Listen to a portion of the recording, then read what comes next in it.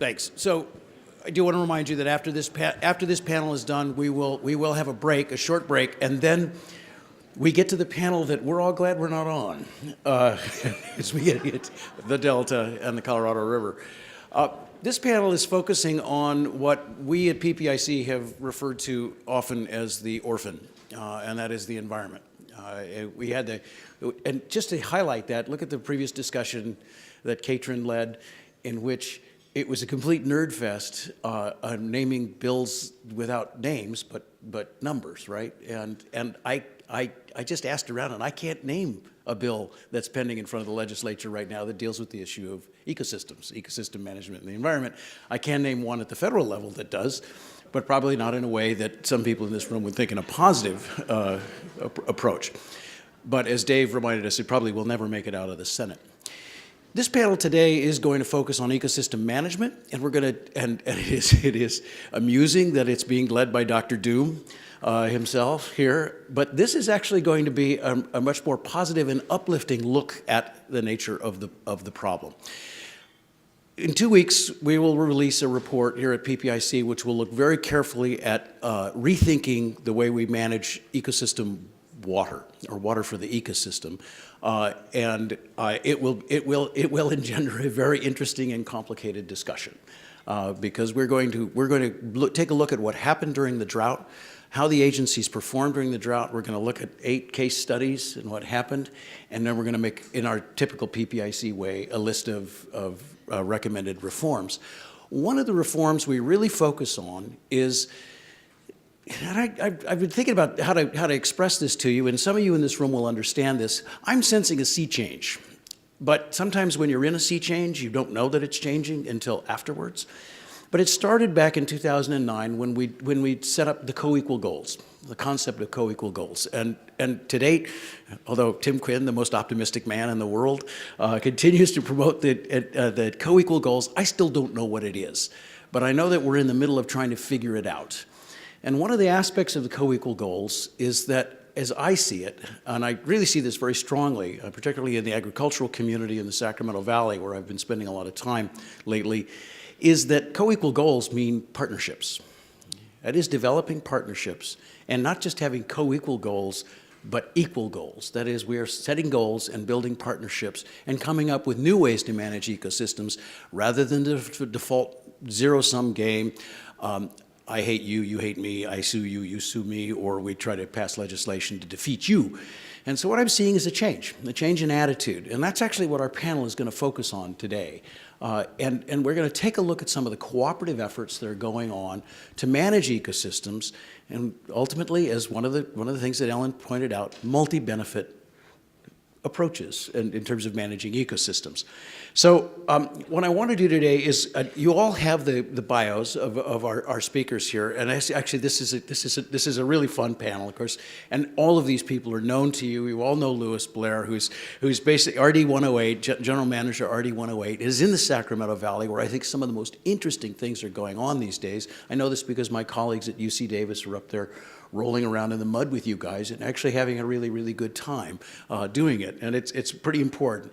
Ann Hayden, of course, is known to all of you. She's the EDF Western Water Program Director and is been deeply involved in the Central Valley Joint Habitat Venture and a variety of things, and been actually really instrumental in putting some of these together. And then Ric Ortega, who's the GM for Grassland Water District, is doing this kind of activity to the south, and doing some pretty exciting stuff in your own system. So what I'm hoping today is to tease out what kind of things are happening, and are there some lessons we can learn from this?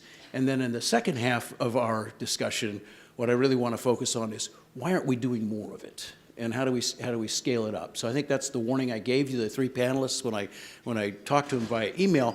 And Liz, I want to start with you, because I am well aware of some of the stuff you guys are doing, which is pretty damned interesting stuff.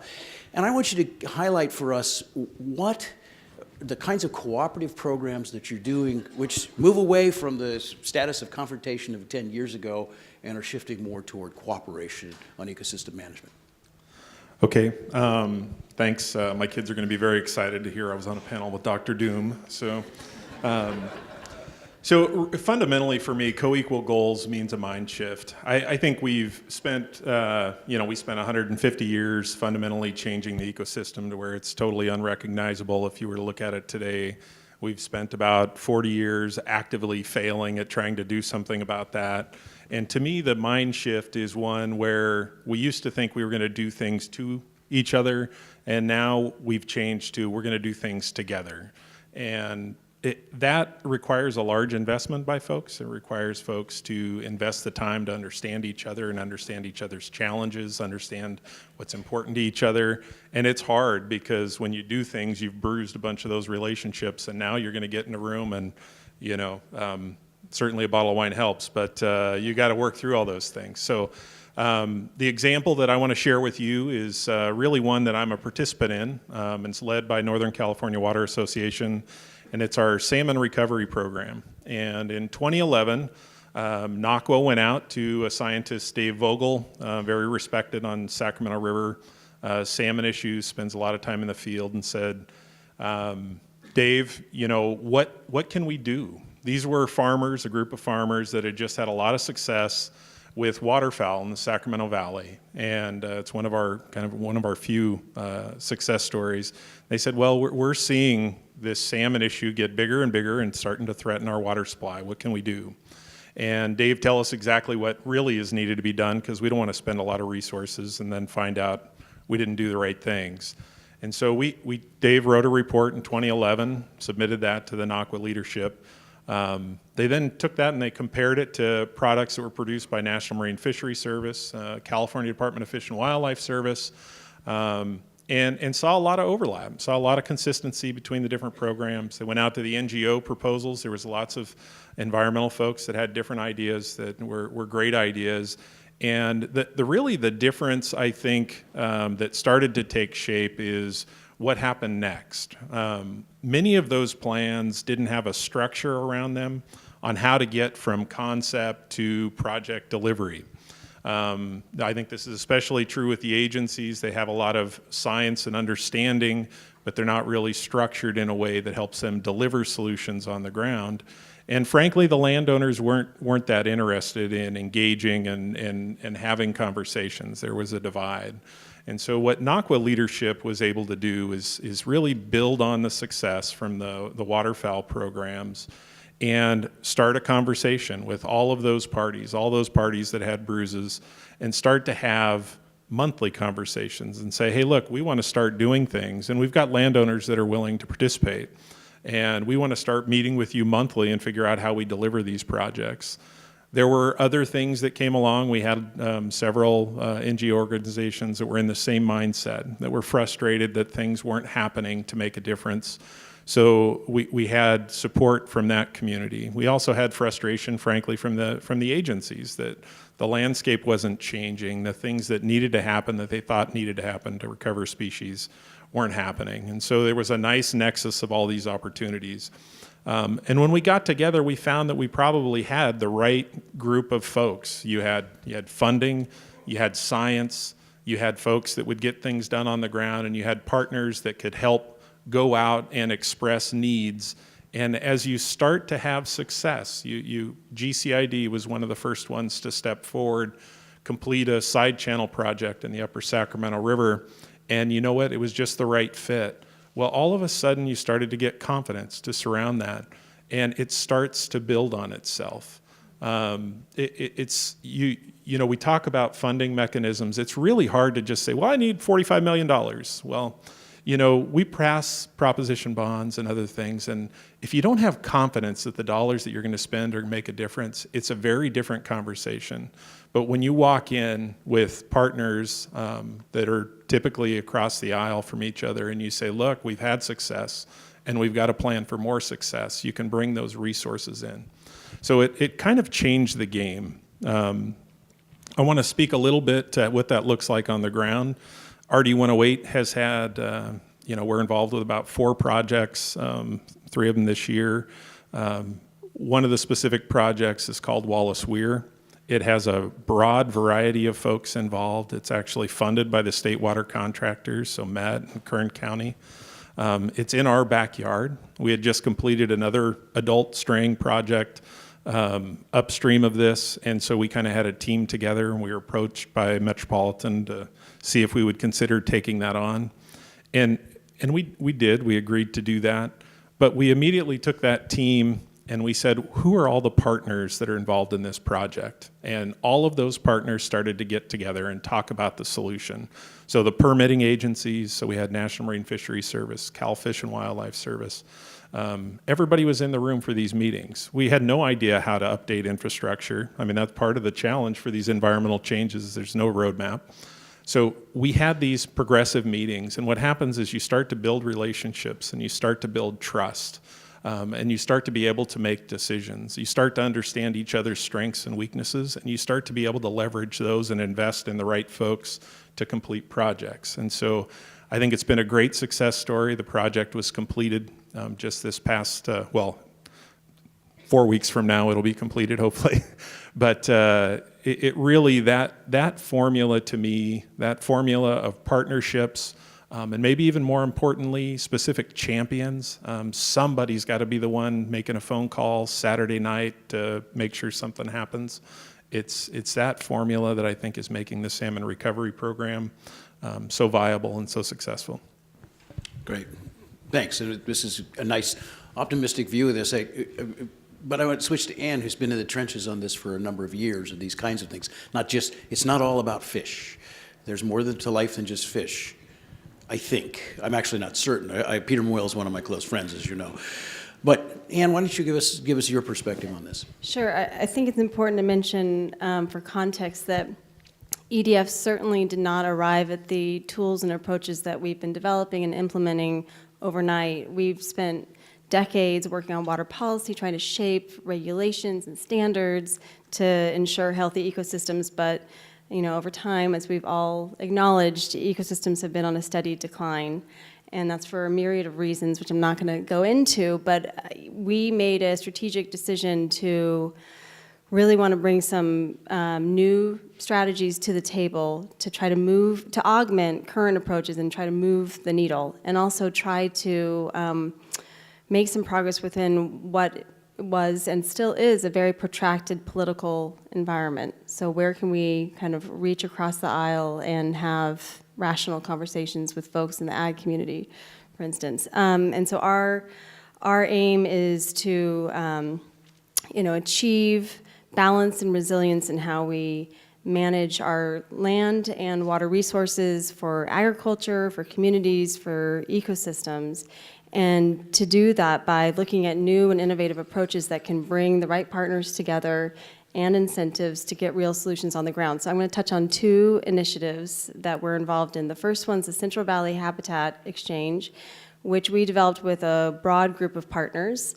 And it's aimed at creating economic incentives for farmers and ranchers to grow habitat on their farms while maintaining agricultural productivity. And we came to develop the exchange out of a recognition that over the last century, we've lost over 90% of our wetlands, floodplain, and riparian habitats, which many species depend on.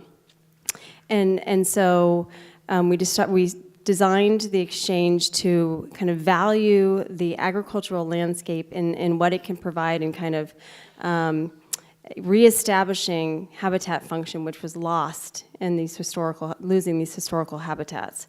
And really what's mostly needed is some tweaking of management practices. Occasionally we have to reestablish some vegetation or even protect the farm itself, but not significant changes in how farms are managed to create these habitat benefits. So for instance, in rice farming, we can adjust how the farm's managed and the rice is produced to basically mimic wetland and floodplain habitat to provide really critical habitat for giant garter snake, migratory birds, even juvenile Chinook salmon. And a critical part, and this gets to what you said, Jeff, to the exchange is being able to quantify the habitat function that any parcel of land provides, because not every acre is equivalent. And that's really important, so it gives public and private investors a really good sense of what their investment is getting them. It also gives It provides information that can be tracked over time so that we can understand how the ecosystem is responding and whether we need to have adaptive management in place. Partnerships are essential to the habitat exchange, and we're really excited about an emerging partnership with RD108, where the exchange will be helping RD108 achieve the mitigation requirements related to flood management activities by protecting and enhancing habitat function on local farms. The other initiative I'll touch on is our effort to ease the transition that's coming with the Sustainable Groundwater Management Act. We know there's going to be significant changes underway as basins come into balance. We're going to have reductions in groundwater pumping. That's going to have big impacts on land use. For instance, I think PPIC in one of your recent reports cited that we could expect upwards of 500,000 acres of land going out of production in the San Joaquin Valley as a result of SGMA, and actually I've heard numbers higher than that. How that land is going to be managed is going to be a really big deal, and so we could passively, sit back and hope for the best, and really end up with thousands of acres of invasive weeds. We could have impaired air quality from dust, or we could take the time to think holistically about what we actually want to see in the valley and what sort of vision do we want to have in place. So, in the event we do need to take lands out of production, can we develop incentives to steer that retirement towards lands that are the least productive and perhaps those lands that can provide the greatest habitat benefit because of their proximity to habitat corridors or other factors? And what sort of incentives can we design in the case where there are growers who want to capture surface flows, flood flows like this year, and recharge their aquifers via recharge ponds? Are there ways to create habitat benefits along those recharge ponds so that we have habitat for migratory birds and waterfowl? And so again, in these efforts, partnerships are really important, but also demonstrations of how this works is really important. So we've had some interesting conversations with Grasslands and other folks in the ag community who are really eager to show how this can be done, and also create models that others can look to, but also mechanisms to fully embed this sort of strategy in how we go about implementing SGMA in the future. So those are a couple of examples. Rick, you guys are doing a bunch of stuff, and of course you've been talking with Ann about it as well. I'd like to hear your perspective on this, particularly the geography of your region and the kinds of responses you guys are doing. Sure. Thanks for having me. So I'm the general manager of Grassland Water District. We are south of the Delta in Merced County. We provide water to state and federal refuges as well as private landowners. CVPIA is something you're all very familiar with, of 92. And some of the stuff that we're doing today, we're really contemplated in CVPIA. The fact that we needed to get adequate and reliable supplies to the last remaining wetlands in California. Again, said we're dealing with 10% of the habitat and still 100% of the birds and wildlife. So it's a difficult thing to mitigate. But also in CVPIA, the secretary and the state was also directed to diversify, these environmental water supplies. So the writing was on the wall.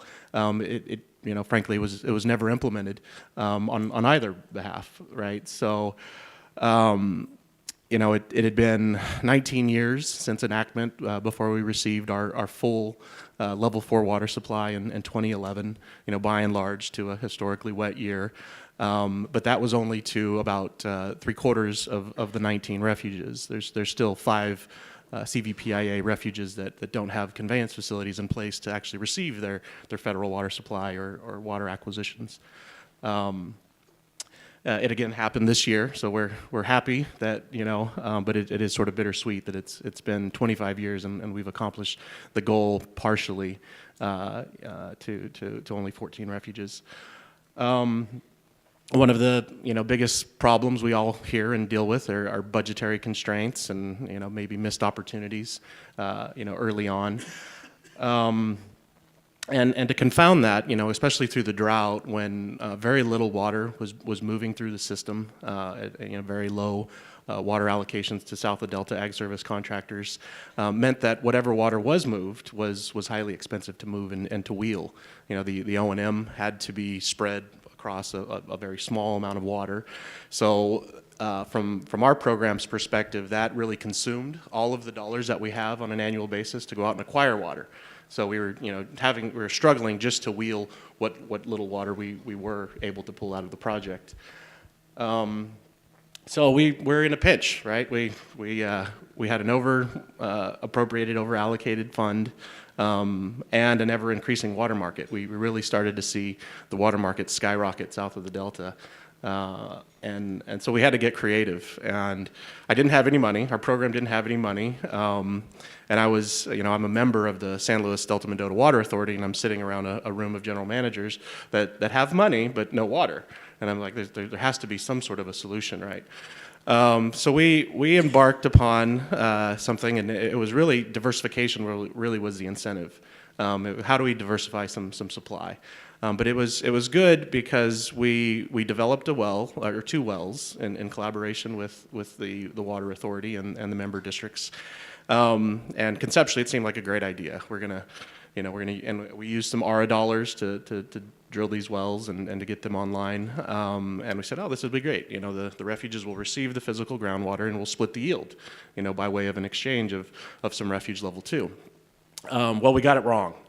Federal accounting policies precluded the program from actually being reimbursed for the O&M for the ag share of the water supply. So we're scratching our heads going, okay, there has to be a better way. And we said, well, maybe if we just cut out reclamation, not deal with them altogether, have the ag guys pay the O&M directly, and we'll still split the yield. And we're working with a number of ag service districts, Del Puerto, San Luis, Panoche, Westlands, and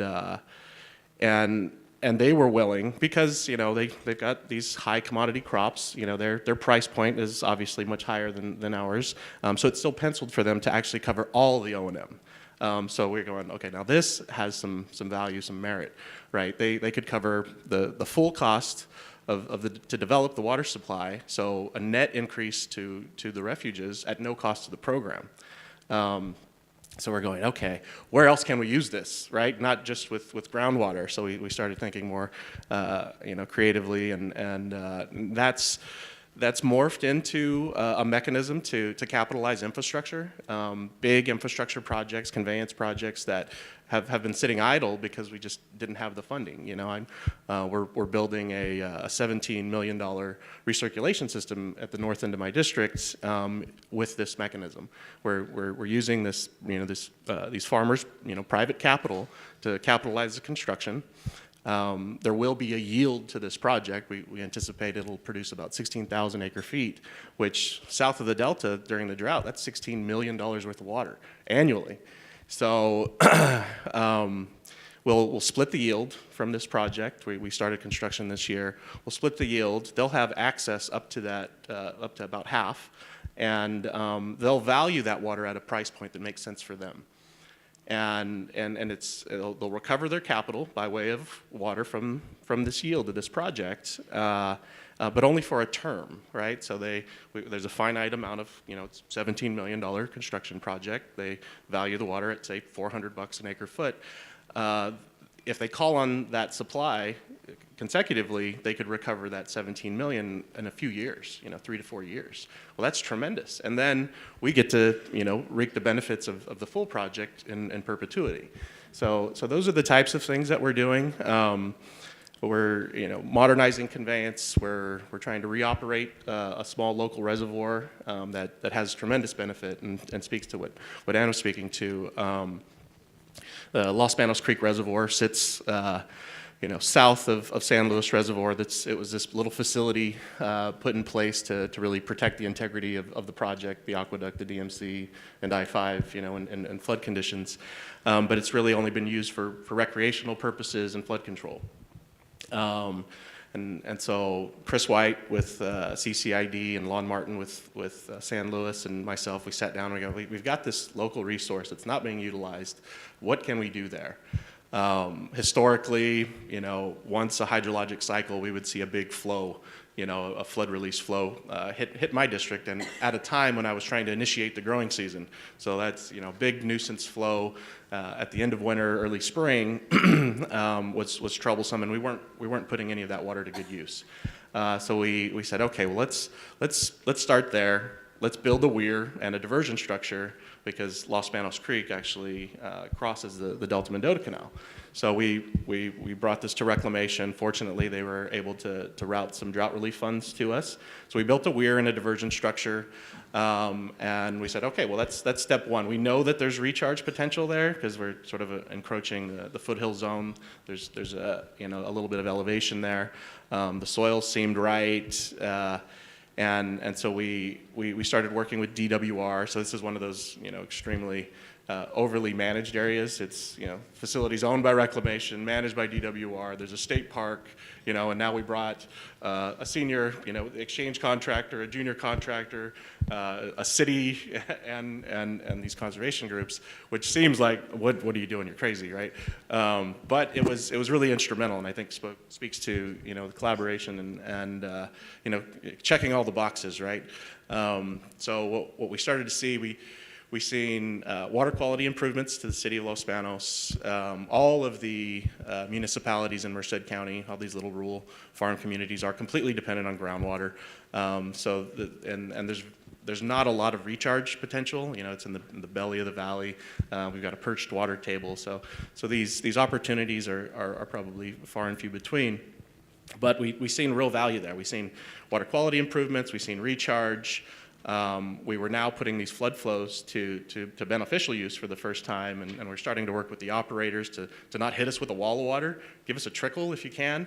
So we've got some work to do on that project. We need to put some culverts in to allow access to the park year-round if we're making more regular releases. But it also is going to restore a riparian corridor. And all of this, even though the first phase, fortunately, we were able to use some drought relief funds. The second phase, we're moving forward with, and we'd like to reoperate, have the ability to actually store, excess flows and things behind the reservoir, and that exchange mechanism that I spoke to is really how I'm still at that table, right? There will be yield from this project. I'm okay with splitting that yield that I wouldn't have had access to otherwise,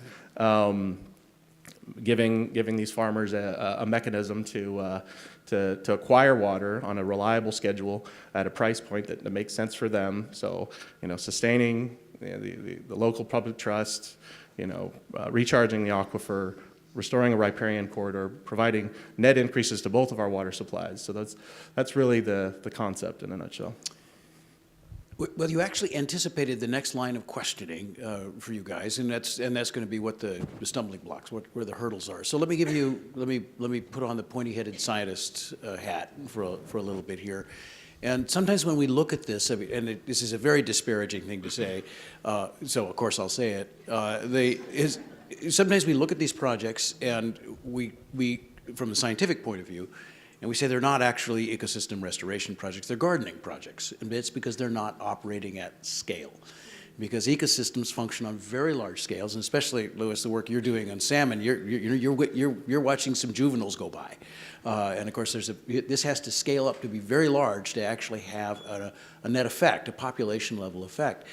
So if this is such a good idea, although actually your description made me think, oh my God, that's a heavy lift to do that. If this is such a good idea, why aren't we doing it everywhere? Where are the things, and I want to hear from each of you, that if you could pick and choose the changes that would be made to make it easier, right off the bat, one of them can't be changed, and that is you have to be inclusive. You have to bring a lot of people in, which has a very high transaction cost because of the number of hours you spend on the social side of this. But what's keeping you from doing this at scale, at a much larger scale? I'm going to start with you, Lewis. Well, I thought that's why we're having this conference. We're going to scale up, and this was going to be the jumping point. But no, I actually think I think it's, you don't get to do everything on grand scale without building those building blocks, building that foundation. What I'm really excited about is I feel like we've created a model, we've learned, I think it's something that can be really successful and it can be scaled up. You're right, Sacramento River itself, not even thinking about the other tributaries, 250 miles long. And, you know, I'm speaking all to salmon, but really what we're talking about is, you know, we have a river system that's a spaghetti noodle, and we used to have floodplains, and we used to have all these other things associated. I think there's an understanding and a learning by the landowners. I think, you know, when you look at the work that Ann and EDF are doing, it's not about displacing ag. There's lots of opportunities where they work together. That's what we're seeing with rice. You know, you can raise rice and birds and then fish food or fish. These are all opportunities when you start to work together that they're things you can proceed forward with. I think what was missing before is we had everything siloed, and you know, we had science programs. I can't even keep up with how many science programs there are. They all have different objectives.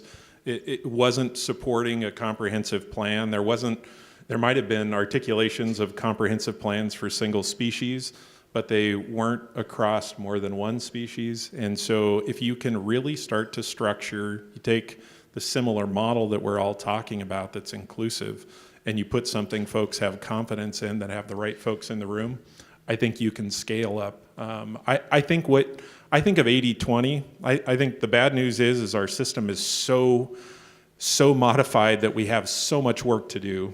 You have to think in time. You know, it's probably going to take us a generation to make a significant change. The good news is that 80% of those things we're starting to have agreement around, and we can start with that. If you can start with that 80%, you can build a science program to learn, to help inform the 20%. You can build relationships that help you make those hard decisions on the 20%. It's really a choice. If you try to start with the 20%, I think we're going to continue to do what we've been doing. So Ann, let me jump to you quickly on that. The pointy-headed scientist and my time on the Independent Science Board is that we have to be very careful about bottom-up approaches because they tend to be ad hoc. I mean, that is that we use that phrase low-hanging fruit, which results in a fruit tree with very little low-hanging fruit left, right? We pick all the low-hanging fruit and the hard stuff is later. How do we actually do this so that when we do scale it up, it actually meets a broader plan? It's operating at a valley-wide scale rather than just simply an opportunistic approach where you got people like Lewis to work with here at this one spot. So how do you deal with that? Well, and Lewis and I were contemplating whether we wanted to bring up the Regional Conservation Investment Strategy program that came out of AB 2087 last year, which is really aimed at doing this sort of work on a regional basis, getting out ahead of mitigation, and actually planning what we want to see on the landscape in terms of conservation. And for us, that means also working with landowners to make sure that they are part of the solution. And so as part of that, the RCIS program, there are a number of pilots going on, and one of them we're working with RD 108 on. And the pilots are serving a number of purposes, but one in particular, because I want to answer your question about what would I like to have change, is one purpose is to bring the regulatory agencies on board and increase their comfort level about approaches that to them seemingly feel very outside of the box, when in fact they're really not that much outside of the box, and the tools that we have to bring to bear in terms of quantifying habitat function, all that actually kind of raise the standard of what's currently in place. So we've been trying to make the case of you have this, toolbox of conservation tools that have been working pretty well, but we would like to add a couple other tools into that toolbox that they actually have the kind of legislative authority to be able to kind of include those tools. But the RCIS pilot effort is kind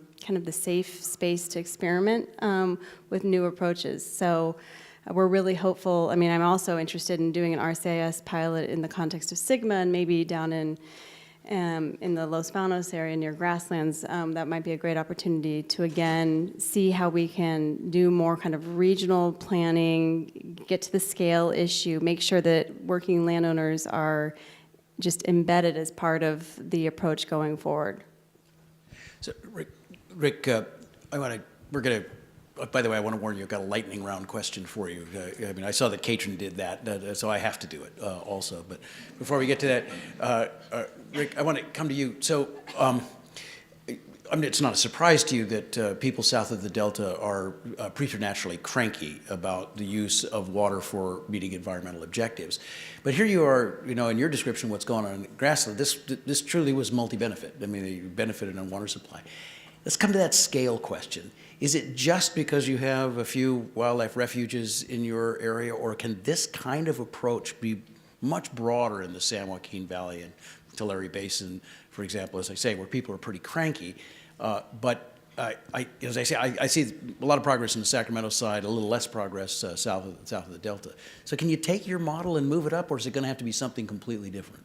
No, I think you can use this model. You know, the concept of leveraging, you know, what water resources you have to help capitalize, you know, what seemingly were insurmountable hurdles historically, and I think in that, you know, simplicity that can be applied in a lot of locations. Right? We've got wildlife refuges throughout throughout the state.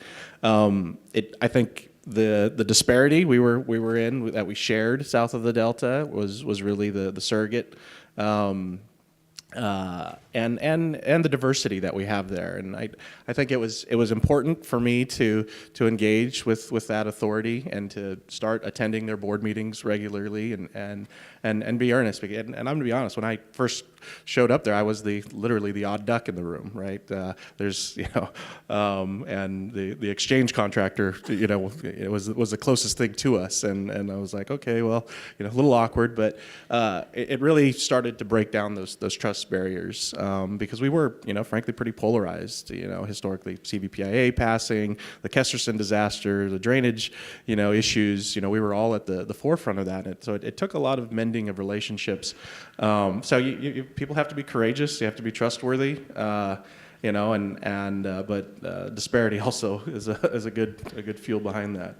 Okay, so in our lightning round, you get only to choose one thing, and it's the one tool you need. This could be legislation, change in regulations, and don't just say funding, because that's too easy. Sorry, you gotta be more specific. Like how would that funding go? But if you had to think what your number one hurdle, I mean, we are in unanimous agreement. This is a really good idea. It's really helpful.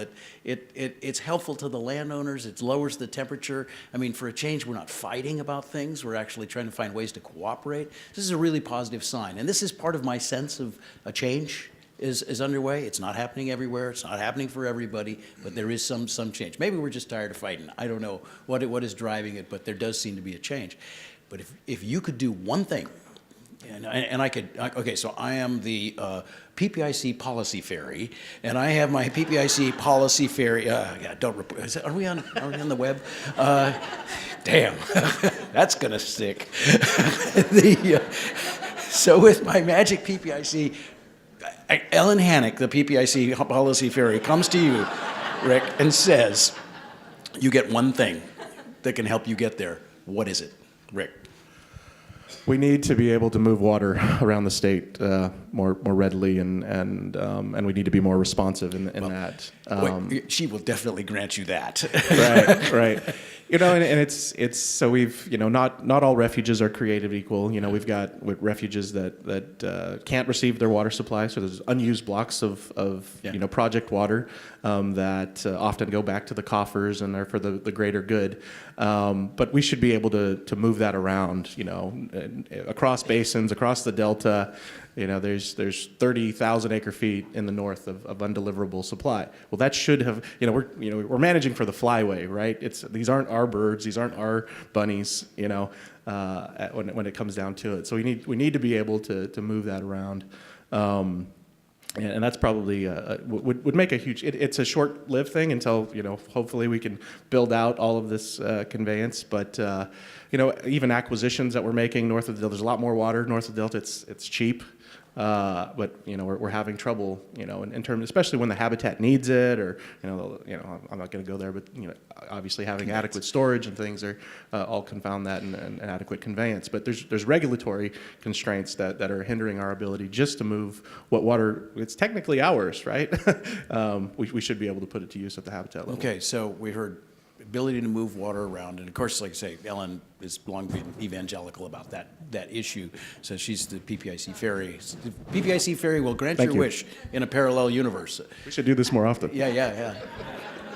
And Sustainable funding is essential, but since I can't say that, Yeah, the you could say- avenue you could say that I that. would. How? Okay. How do you get sustainable funding? Okay, so this is what I have in Laurel mind. that- Firestone has an idea. Okay, well, I do think it's a starting point that there might need to be some legislation that makes it clear to our regulatory agencies and related agencies that it is within the authority of the Endangered Species Act, our state act, that mitigation can be achieved on working lands. And I think that sort of clarification, that coverage, I think would be really, really helpful to allow the agencies to have more freedom, because I didn't say this before, but there are plenty of folks within both the state and federal agencies who get this stuff and they want to do it and they know we need to do it, but they don't feel like they have the authority or that they're going to be vulnerable to litigation. And so legislation to clarify that. So that's great. So we got move water around, Yeah. and then either state or federal clarification that mitigation can take place And on then, working and then lands. thereby that opens up a whole market for landowners to get paid for paid for mitigation. their paid for their stuff. Yeah. I get it.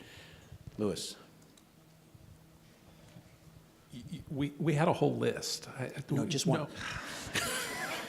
Is anybody else imagining the costumes? We're pretty close to Halloween, but so I've got to pick one, and this is the one that can make me crazy. But you have to have leadership at the top saying it's okay to do things different and not be safe.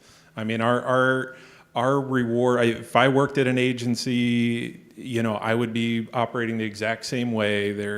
You take a risk and you fail, and oh boy. You take a little risk and you succeed. Well, I guess the reward is not there, and it changes the culture. And we're trying to change that. We're trying to move from we've got to regulate it to we're going to fix it, and we're going to work together. And if you don't do that in my agency or Ann's or the state government or the federal government, if you don't have that leadership, it's impossible for those guys to be as helpful as they could. That's really helpful. So just to summarize before we go to question and answer here, we need champions, leaders willing to take risks, which I think I think everybody in this room agrees with you. We need champions willing to take risks. We need a structure where private landowners can do mitigation on their land, which will meet state and federal Endangered Species Act issues. That actually then opens up all kinds of opportunities. And the PPIC Magic Ferry will come to Ric and make it easy for us to move water around. Well, these all fit very nicely to things that the Public Policy Institute of California has proposed. So with that, I'd like to move to Q&A, and I want to remind you, and the way we do Q&A here is you raise your hand, and we have 3 microphones that are sitting around in the room, but you wait for the microphone. The microphone has to come to you. And then we will do Q&A for a bit and then take a break. So do I have any questions? One right down here in front from a very important person. So Wade Crowfoot has a question for us, and as soon as he gets a microphone, we'll go with it. Great, thanks. Ann, you mentioned, you all actually sort of framed this really attractive concept of farmers and ranchers actually being compensated and having another income stream for providing habitat. So under current sort of status quo, what funding sources actually enable a farmer or rancher to be paid? And then more importantly, what scale can we achieve with the sort of existing funding sources and how far does that get us versus really needing a new set of funding sources to improve the environment? And you guys should fill in with details, but there's kind of a range of public sources of funding. Most recently, Prop 1 identified that, conservation dollars could go to working landowners to provide measurable habitat benefits, and SB 5 also includes a similar provision. I will say it's difficult to unlock those dollars in a meaningful way, and we actually, EDF did get a grant approved to do some habitat conservation on a private landowner's property, and unfortunately the bureaucratic process took so long to unlock those dollars and get it to the landowner that she changed her mind. So that's, an example of what we need to get around going forward. What the RCIS process is trying to do is demonstrate how those folks in need of mitigation, like DWR, a whole range of agencies, and in addition, private developers and others who need mitigation, how that can work through a system that has all sorts of checks and balances and assurances and ways of making sure that the environment is kept whole. But do you want to? I know you've been successful in unlocking conservation dollars. Yeah, so the U.S. Fish and Wildlife Service has wildlife conservation easements available. We probably need to broaden that definition of what's appropriate and what's truly surrogate habitat. I think historically it has been sort of range land that is proximal to wildlife refuges, but we see a lot of use in almost all flooded agriculture, especially alfalfa, the winter grains, are instrumental. Obviously, it's very popular north of the Delta with rice. Those are simultaneous. But Wildlife Conservation Board, NRCS, there's a number of federal programs and a lot of state stuff on the horizon. My thought is that you just got to look at a lot of different options depending on what you're doing. And then once you've figured out what you want to do, then look for the funding mechanism that makes the most sense. Great. It does always boil down to money. Okay, another question over here.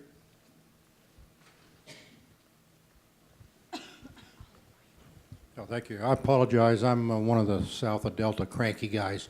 I'm going to... The crankiest. Yeah. It seems pretty reasonable to be cranky. Congratulate Rick and the others. That's exactly what we need, is working together. One concept that I've had, and it's probably an oxymoron, but is environmental water efficiency.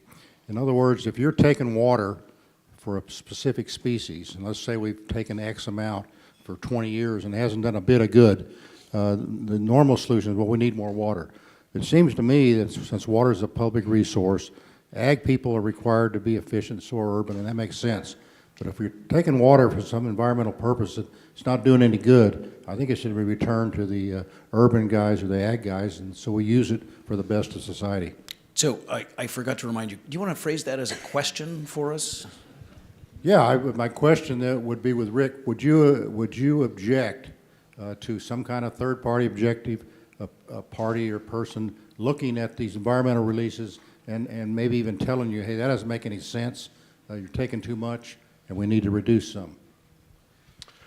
Yeah, I think I would object. We do a lot of monitoring, and we've become highly efficient, and I think it's actually one of our biggest problems. We see it, when we've got regulations, really pushing drainers and farms to go to zero discharge,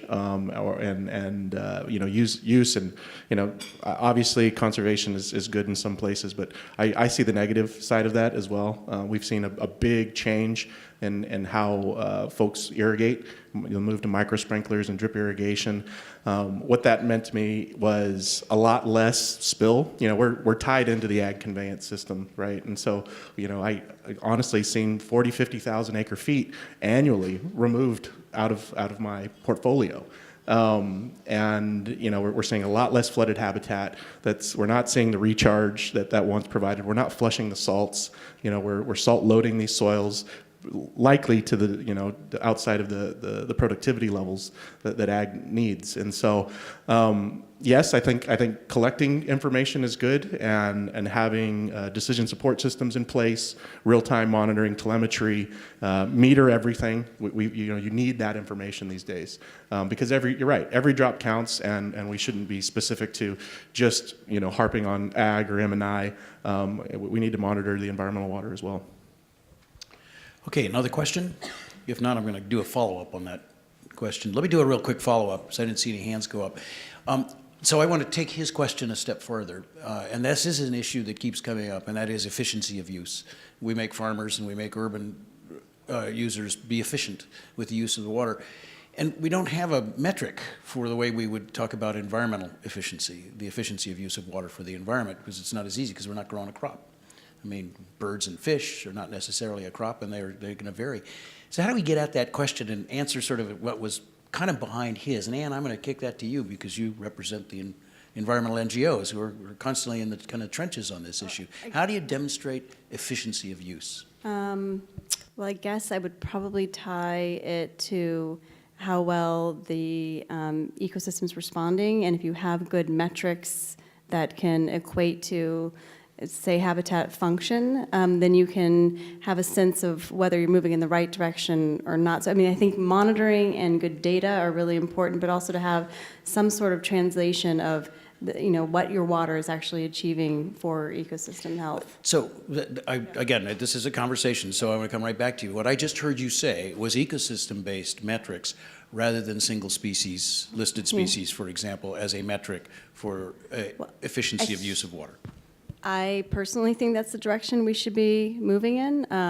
I will say, I get pretty narrowly focused on species because of that the nexus to mitigation and mitigation payments, and that's what resonates with the agencies. But I think going forward, we should be taking a broader ecosystem view and how we kind of manage the system so that we're not being so narrowly species focused and not spending our resources inefficiently and ineffectively. Lewis, you're in the trenches. A lot of water goes by you, and the question is whether there's an efficient use of that environmental water. I'm curious to hear what you think. I mean, you're a practitioner out there making habitat. Yeah, so I think we're talking about ecosystem management, but it's all single species right now that's happening out there in the landscape, and that's, I think, the single species approach and the single species accountability for anybody doing anything drives us that direction. Wallace Weir, we paid $1 million for mitigating a species that's also a top priority for the same agency. So we spent $15 million and $1 million, so that the agency, with how they're implementing ASA, is not thinking about ecosystem. At least they're not delivering it that way. So I think the other thing that is behind that is really the science and understanding. We're inadequately funding the information development pipeline. So how do we measure the benefit of the environmental water? It's so foggy that you get lots of statements like this. I think in ag we've come up with some metrics, but on the environmental side, there's a lot of unanswered questions. And when we're doing combative efforts, where we're doing things to each other as opposed to together, what we do is we undermine each other all over, right? So I've had folks in the federal government say, well, I'll paralyze, this agency by making sure they don't have enough money. Well, then they don't have science, and so then we don't know how to use the water, and you have to change that paradigm. You got to be working together so you can support the real things you need for a comprehensive program. So, question over here. So I'll behave myself and not ask a question about flow.